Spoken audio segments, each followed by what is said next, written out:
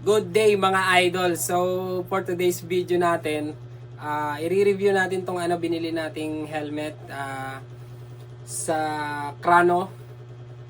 Ayun, kasi nakita natin nag-sale sila, naka-less ng 20%. So ito, bumili tayo ng helmet. Kagaya pa rin ng tatak ng luma nating helmet. Spider pa rin. Nagustuhan namin si Spider kasi yung mga yung mga design niya. Saka, yun nga, kilala din naman yung Spider na maayos, na brand. So, itong napili natin, yung Force Plus, yung version 2. Actually, ayoko sana ng modular kasi nga for safety reason. Syempre, iba pa rin yung full face. Kaso, wala nang ibang medyo, marami naman pagpipilian, kaso mas pinili ko yung yung matte black. Ito. Siya, dual visor. Ito. Yan. Tapos, nandito sa baba yung niya, yung pindutan niya ng yan. Pag ibababa nyo, pag itataas. Ayan eh. Kagahapon pa natin na unbox to, so ngayon lang natin naisipan na i-review. Sa niya, sa appearance niya, napakaganda. Kasi matte nga, tapos bagay sa bago nating motor. Which is black din na ATV, syempre matte din.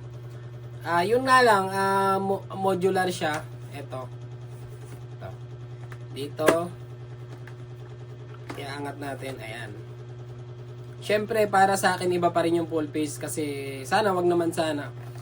Iba pa rin yung kagaya nito modular, syempre meron siyang dugtungan dito. Pero siguro medyo matibay naman siya at saka sana syempre iniwasan naman natin na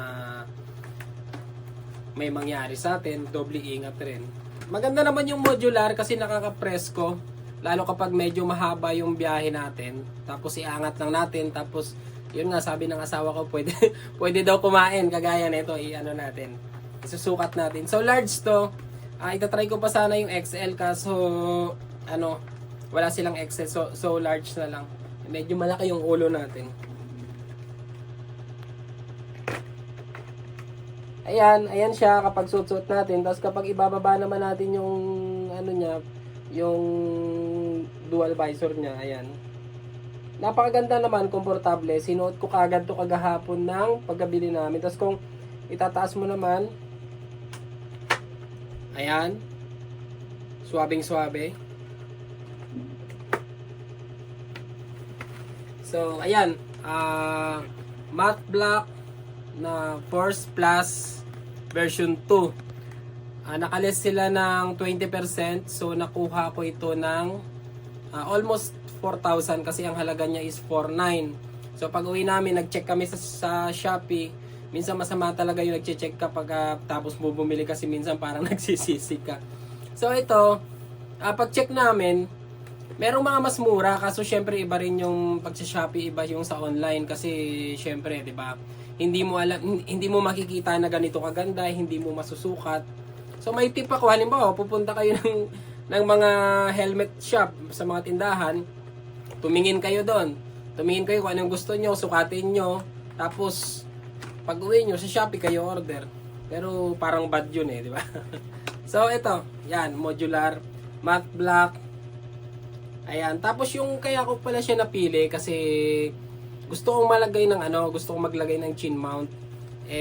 Meron na ako nabiling chin mount, yung de-adhesive, yung nilalagay dito. Yung iba kasing meron ako napili doon yung Rogue Plus or 2. Ang problema, nakasagad to dito. Hindi ko malalagay yung chin mount ko dito na ilalagay. So, ayun lang. Ayan, ayos naman siya, Spider. Gusto namin yung design kasi almost plain lang siya. Hindi siya maraming makulay. Ayoko kasi ng maraming makulay. Yung maraming cheche-bureche. Saka ito yung niya, spoiler niya. Natatanggal to guys natatanggal to. So, ayan. Binili namin sa Kranos na naka-less ng 20%. So guys, ito naman yung pangalawa nating helmet na binili. Binili to ng para sa partner ko, sa asawa ko. Eto, yung una talaga white yung napili niya. White kaso nung pumunta kami sa Kranos, wala yung gusto niya. Kaya ito yung napili niya. Ayan, girl na girl. Ito ay Rogue Plus. Tama ba, Rogue Plus? Rogue Plus. Ayan, napakaganda. Talaga namang sa mga kababaihan, talagang pag nakita mo parang mai-inlove ka dito sa helmet na to. Ayan, matte pink. Ayan, Rogue Plus. Tapos dual visor pa rin siya. Ang ganda ng ano niya, ang ganda ng visor niya. Ayan. Dual pa rin siya. Ito naman nandito sa taas, yung pindutan niya kapag ibababa mo. Ayan. Tataas mo. Pero ito hindi modular.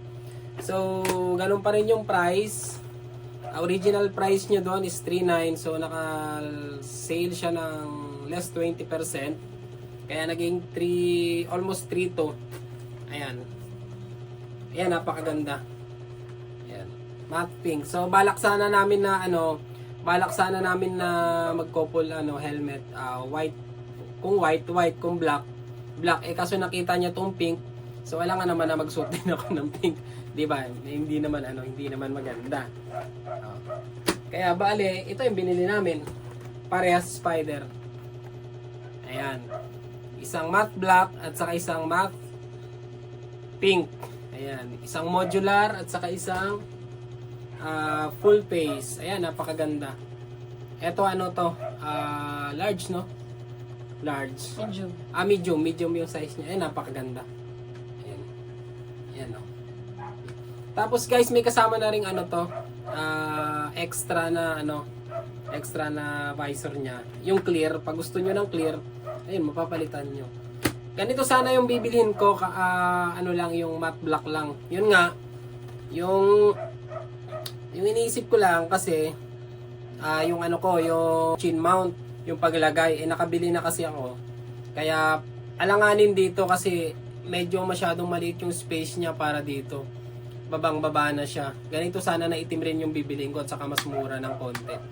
Mas pinili ko na lang yung yung binili ko, yung Force Plus. So, ayun. Kung gusto nyong bumili ng spider helmet na kagaya nito, at kung saan kayo makabili ng mas mura, comment nyo naman dyan para alam natin kung saan mas may mura pang mga helmet.